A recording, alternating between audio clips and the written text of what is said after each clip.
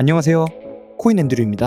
오늘은 투자자라면 다 아실 법한 캐시우드가 비트코인을 왜 새로운 시대의 혁신 자산군으로 꼽는지에 대해서 들어보면서 영상 시작하겠습니다.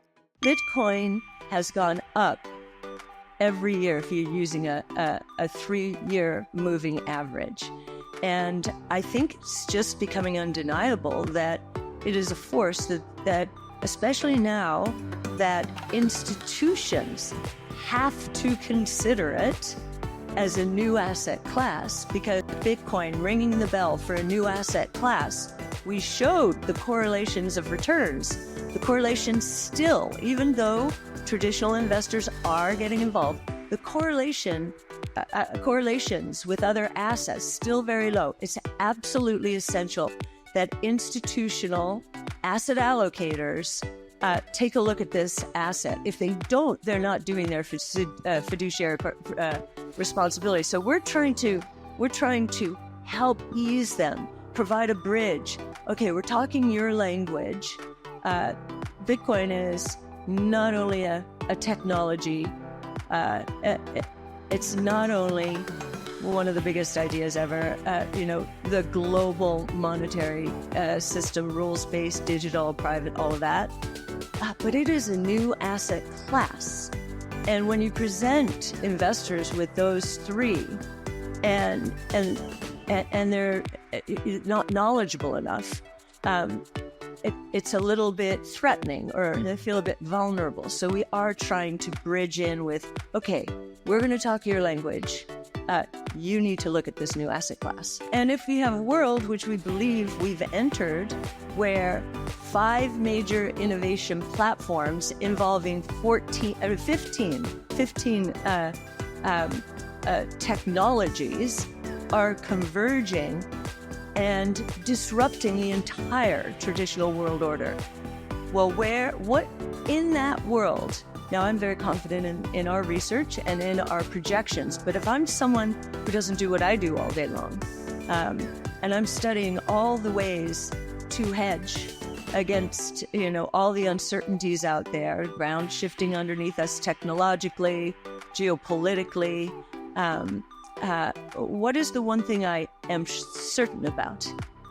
I am certain about 21 million units. I am certain about that. And there have been, for those of you, I don't know if we have an economics-oriented audience here, but Art Laffer actually helped us write that first white paper on Bitcoin. And he said, after he agreed to collaborate with us, and he said, this is what I have been waiting for since the U.S. closed the gold window in 1971. He's been waiting. He's 85 now, I think. This has rejuvenated him. And he's proselytizing to the rest of the world, El Salvador, Suriname, he was in Argentina. And he's beginning to help them understand how important this source of certainty will be to them. And one of the biggest things that has surprised us, when we were brainstorming about Bitcoin in the early days of art, our working assumption was that the early government adopters of Bitcoin would be in the emerging markets, because they live in such a chaotic world that is, they are battered every now and then by the dollar's appreciation, and which, they've got a lot of dollar-denominated debt. They run their countries on their own currency, and they're losing out constantly. So I've been very surprised that the U.S. really, yes, El Salvador was there, but the U.S. is leading the charge here, and I think it's going to serve us very well over time.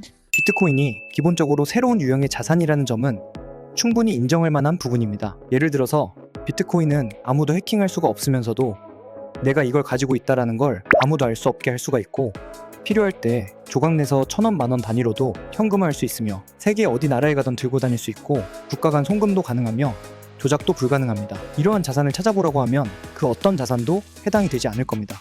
그렇기 때문에 비트코인이 불법적인 사업에서 사용된다는 말이 많은 건데요. 이 말은 꼭 부정적인 건 아닙니다. 어떤 곳에든 수요가 있다는 것은 자산으로서 인정을 받는다는 반증이기 때문이죠. 꼭 이뿐만 아닌 게 최근에는 각국에서 통화로 인정하는 사례나 ETF 승인 미국의 전략 비축 등 신뢰도가 더해지는 사례까지 등장하면서 비트코인의 자산적 신뢰도는 더욱 올라가고 있는 추세입니다. 2025년도는 많은 전문가들의 예측이 빗나가는 시기인데요. 저는 최근에 비트코인에 대한 인식이 조금씩 바뀌고 있습니다. 오늘도 영상 시청 감사합니다.